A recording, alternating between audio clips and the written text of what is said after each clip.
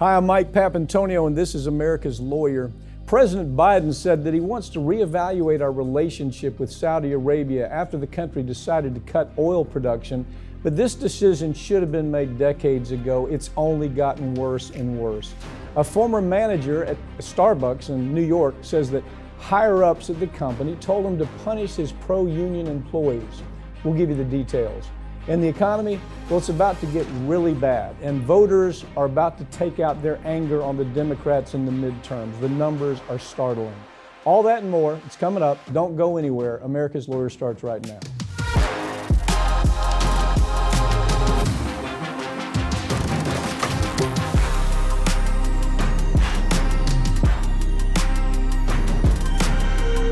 President Biden appears to finally be willing to change our relationship with Saudi Arabia. You think? Ring of Fire's Farron Cousins joins me to talk about what's happening and many, many other issues. You've written about this so much. You've been a commentator about it for so long, about what is it? What is this love affair that we have with Saudi Arabia? Besides, they're buying our weapons.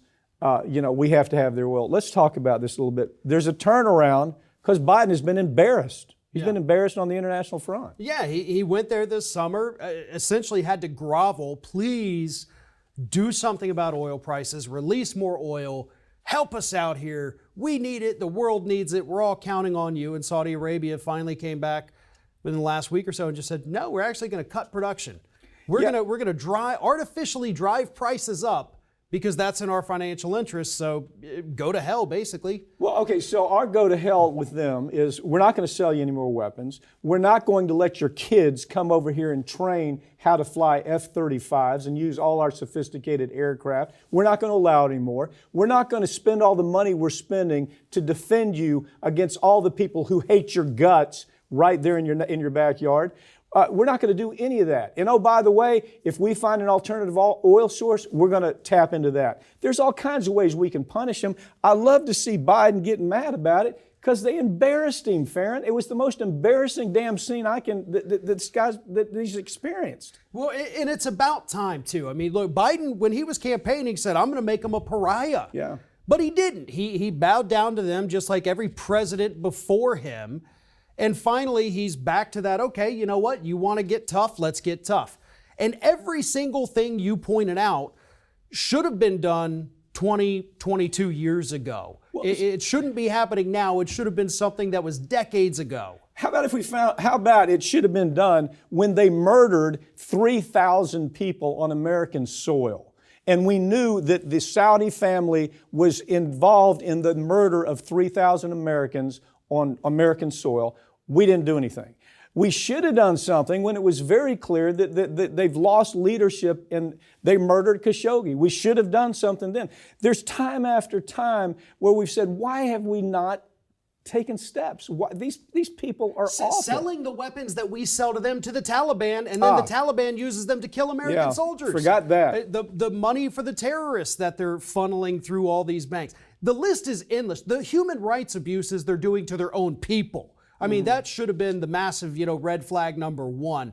There's any one of these things that we could pick to say we should be done with you forever. Farron, with all the stories that you've done on the royal family in Saudi Arabia, is there any, even a scintilla of doubt in your mind that they feed the international terrorism machine? Any doubt? 100% they do. Yeah. I mean, there's no other way to slice that. They are absolutely fueling a lot of it, as much as they can, in the Middle East. They're bombing busloads of children. Yeah. They're doing all kinds of horrendous things in their neighboring countries, and we allow it just because we want the oil and we want their money for the weapons they buy. Okay, the punk prince, the mutt, I call him the mutt. The mutt says, well, we have to do this because we can't let our profits fall too far because I'm building a $500 billion futuristic city. Have you followed that part of the story? He says, that's why we have to do this, because I have to have money to build my $500 million futuristic city. Chances are lobbyists are going to take over here on behalf of Saudi Arabia. He's going to cave in. It's going to be business as usual tomorrow. And the unfortunate thing is, for some reason, we can't quit Saudi Arabia. and we need to. We need to if the Iranians want to come and bomb the hell out of them, we need to stay out of it. You know, if we could switch to renewable energy, we could bankrupt that country in 10 years. Exactly. Isn't that the best renewable energy argument? It is. I mean, to me, when you look at everything, deal with the Saudis. Bayer was recently hit with a massive jury verdict after they were found liable for poisoning an educational center. Wow. You know, my history goes back to, with Bayer, all the way back to the Factor VIII case, where we got Factor VIII, which is a blood clotting process for hemophiliac children. Well, Bayer knew that it was infected with AIDS. So we got it off the market here in the United States, and then they took that same stuff, sold it all over the world, hundreds of families affected by AIDS because of this product. That's the company we're dealing with. That's the kind of company we're dealing with. Yeah, and of course, you know, Bayer bought Monsanto, and Monsanto has their own, you know, absolutely terrible history, almost just as bad as Bayer. Not quite as evil, but pretty bad. Definitely a deadly corporation. Yeah. So now Bayer is having to face the music for all the things this company that they bought did. Monsanto putting out the PCBs and everything from caulk to fluorescent light bulbs. And that's what had poisoned all these people at this educational center. They knew, we've known for how many years? 40, 50? 50 years.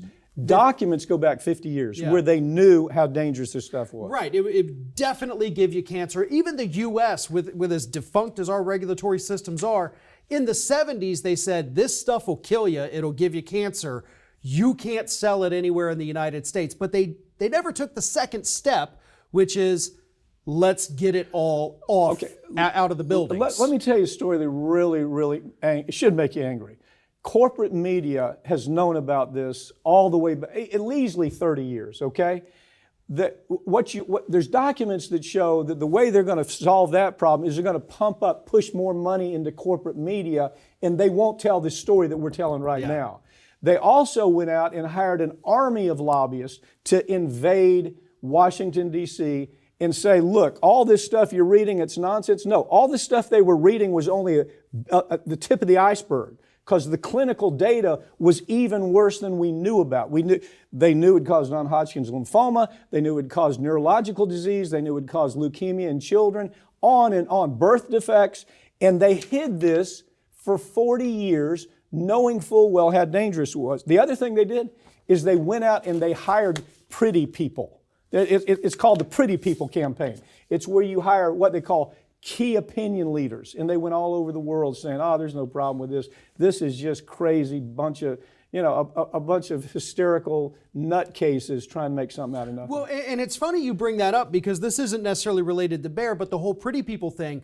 We saw that a lot firsthand on here with the BP Deepwater Horizon. Rick Outzen, local reporter, was talking about it a lot too, because suddenly you had all these gorgeous people come down in and tell everybody, like, oh, don't worry, it's going to be okay. I mean, almost like BP was hiring supermodels to come in and try to make people feel better about this. And yes, that's what these corporations do. I hope everybody understands.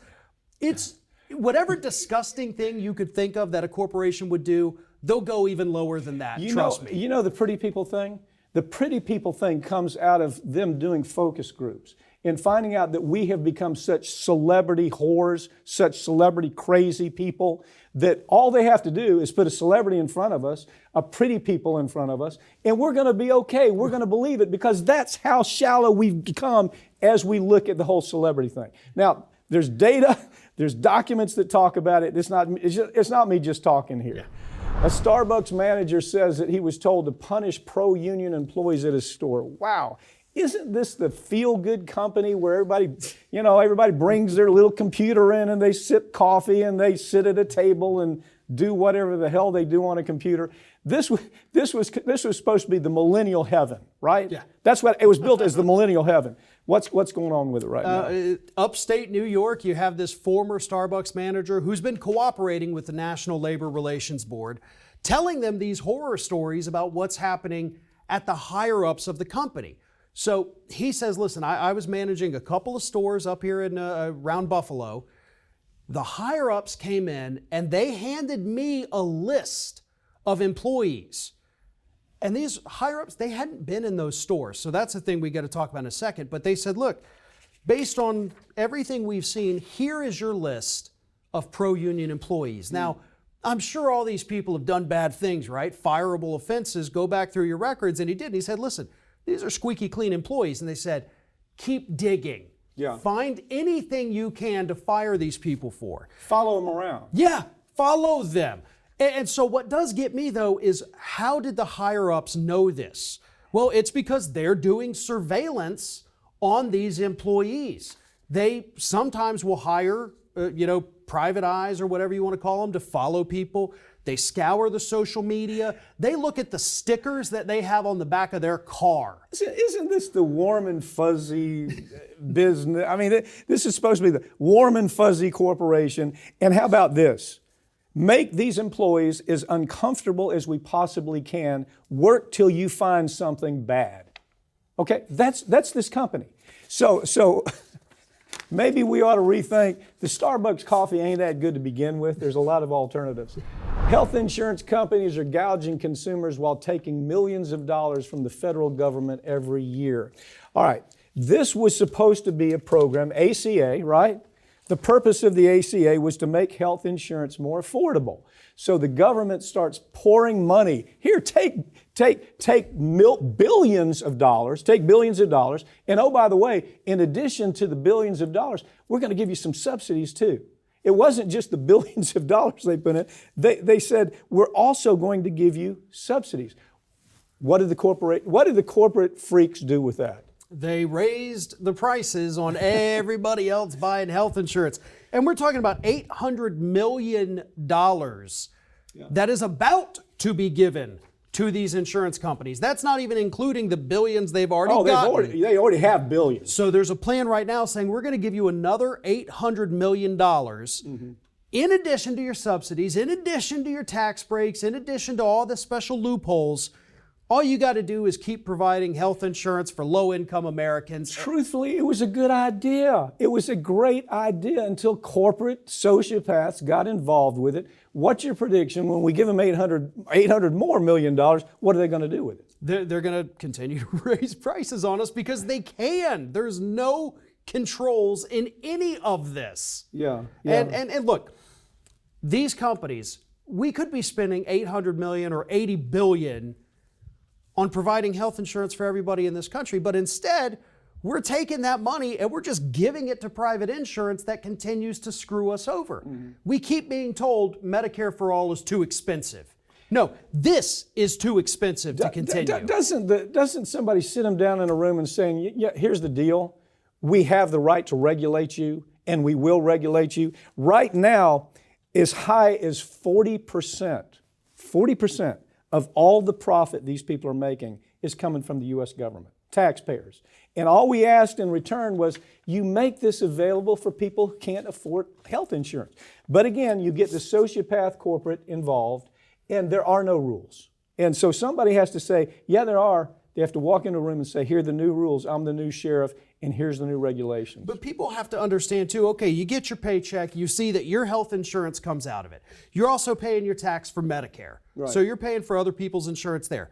And then, as you said, 40% of the insurance company's profit is coming from tax dollars. So you're paying for 3 different kinds of health insurance. Right. Why can't we just put it towards universal health care, free up the system, get these corporate price gougers out of here for good, and be happy like the rest of the world? Was I wrong that Biden promised to create a public health insurance option? He was wishy-washy on it. It was back and forth. Did he ever make the promise? I don't know if he ever actually said I am or if he was against it. I know we had, Bernie and Warren. Yeah, Bernie was very strong on it. And so was Warren. Warren said, yeah, this is what we need to do.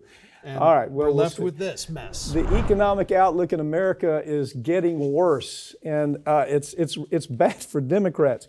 I thought it was powerful when Obama came out a couple of days ago and said, you know what, Democrats are blowing this. What do you call it, BuzzFeed? Is that the term that he used? He said, Democrats are involved in BuzzFeed. Not sure about that term, but that's what he said. And he described it as Democrats are spending tons and tons of money, still going after Trump, still going after bad Republicans, which we do every day. Yeah. I mean, this is what we should be doing. But he said they're not talking about issues that matter. They're not talking about kitchen table issues. What do you think? You know, I agree 100%. And that's something I've said plenty of times. You and I have both said it. Listen, there is a role for the media and there is a role for the politicians. But unfortunately, the politicians have too frequently, especially in this cycle, tried to do what the media does. Like, oh, y'all are making fun of Trump. I'm going to make fun of Trump. That's your job. Isn't that your job? That's my job. But it's not a politician's job. You know, the politician, they're talking. Now, look, you know, he even went as far as saying abortion's not going to win this election. It's not. Right. The issue on abortion, like it or not, is not going to win this election. They got to talk about the fact that they've had some really strong results economically.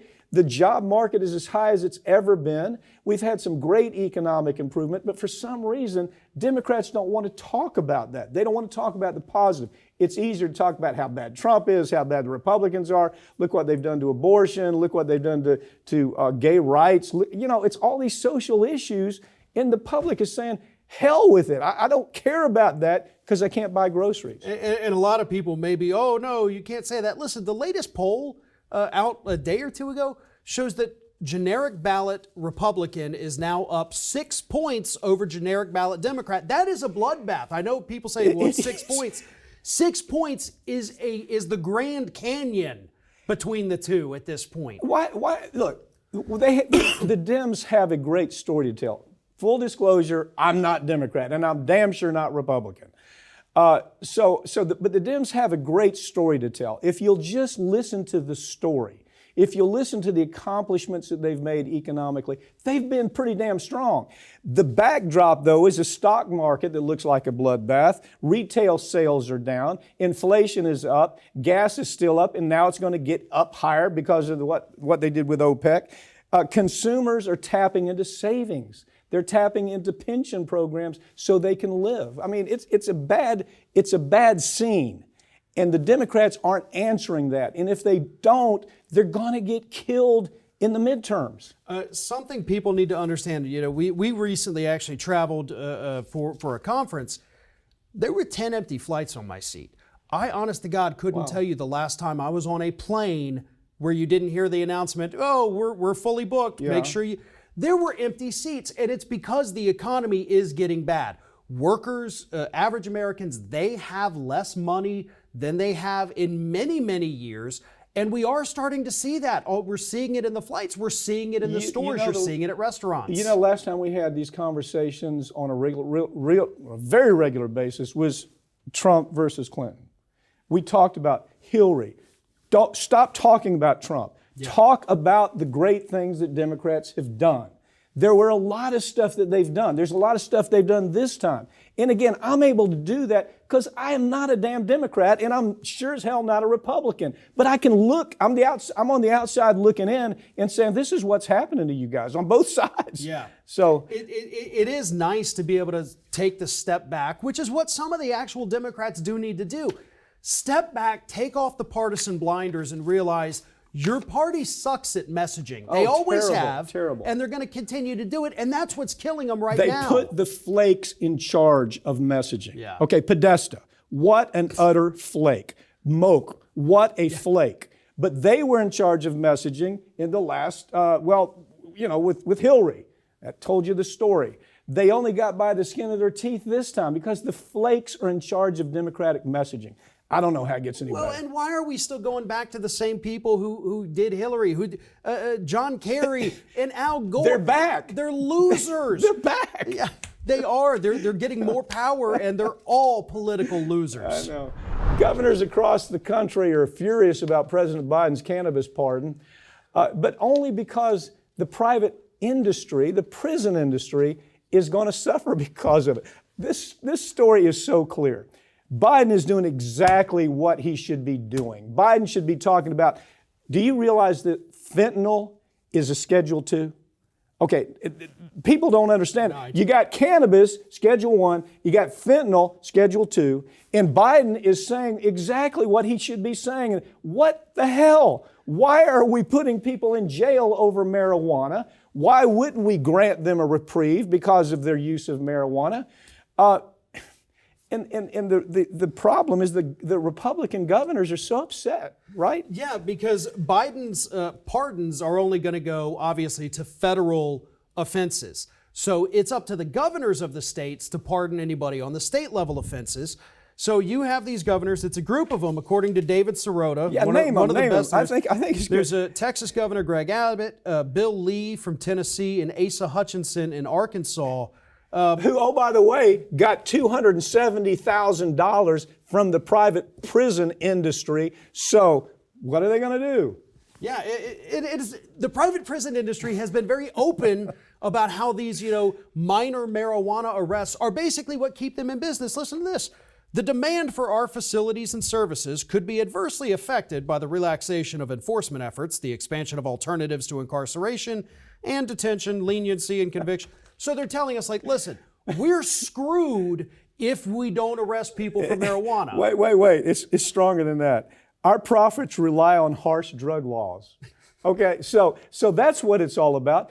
God bless Biden for saying, you need to take a look at the way we look at marijuana. Now, I want to tell you this, full disclosure. I'm involved with the Charlotte's Web. I'm involved with Stanley Brothers. I'm involved and have been for a long time.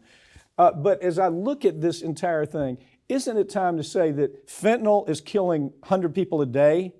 Marijuana ain't killed anybody. Right. And so Biden is doing exactly what he should be doing, and these bottom feeders are saying, you're taking money away from the people who give us money. But we're also talking about, this is another massive accomplishment that Biden did. I know, it's huge. There's no ads on it. There's no celebrating. No. He just does it. And he needs to be back out there again saying, I want to legalize it across the board. Exactly. Leave him. Let the guy be himself. That's what I'm seeing a lot of is they just aren't letting the guy be himself. If he wants to eat ice cream in an ice cream parlor and say whatever's on him, let him do that. Because most of the time what he says, most people agree with. Yeah.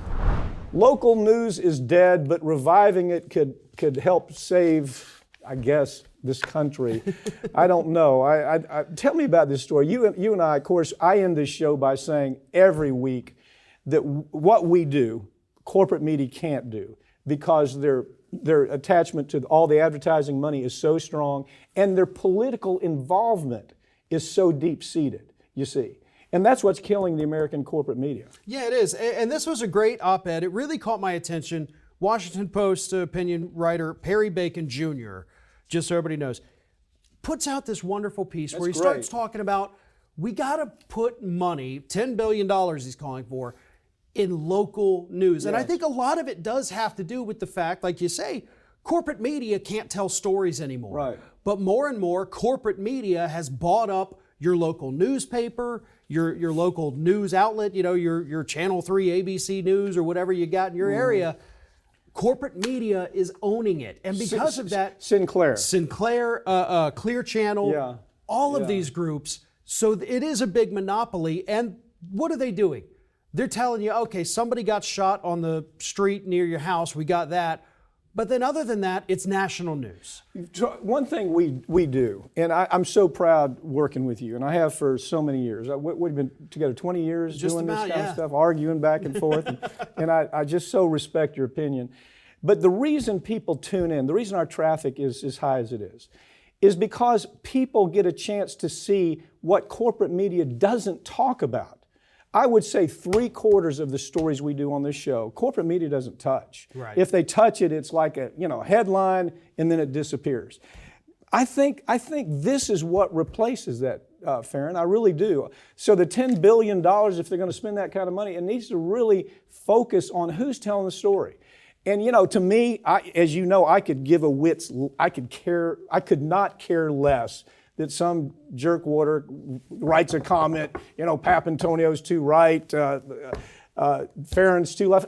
That has no impact on me. Right. And as a matter of fact, what we do, as you probably know, is we try to get a thinking audience, an audience that says, I'm not so damn tribal that I can't think on the other side. That's the problem with media. It's so polarized. Well, and we need a local media almost as much, people need to pay attention to local media like they do with local elections and local school board races. All politics is local. All news should also be local. Yeah. And we need to hear about, I mean, how many cases have you tried because an entire town, a small town, but 20, 30,000 people, poisoned by a massive mega corporation? Those are the government. Right. Those are the stories that the local news has to tell. Local news can't tell it because they don't typically, they're not interested in investigative journalism. The advertising industry controls them. They don't have any ability, management's not going to let them tell the story. That was my experience with MSNBC, and any times I would appear there just to contribute, you can't tell that story. Yeah. But we can tell the story. And what I'm trying to say is this is the kind of place that I think will end up replacing what we term corporate media. And because I think we have a different attitude. It's called reckless abandon. I don't really care if somebody agrees or disagrees with me because we make, we're fine financially. Nothing's going to put us out of business. Yeah, you don't have to play nice. You don't have to, placate anybody. We can do whatever we want to do because we have that freedom. Yeah. And we've made a damn good product with that freedom. What have you started doing when people tap in, I'm going to unsubscribe because I disagree with you? I say, don't let the door hit you on the butt on the way out. Thanks, Farron. Thank you. That's all for this week, but all of these segments will be available in this coming week right here on this channel, and you can follow us on Twitter at America's Lawyer. I'm Mike Papantonio, and this has been America's Lawyer, where every week we tell you stories that corporate media won't tell you because their advertisers don't let them, or their political connections are so deep that it won't allow for it. We'll see you next time.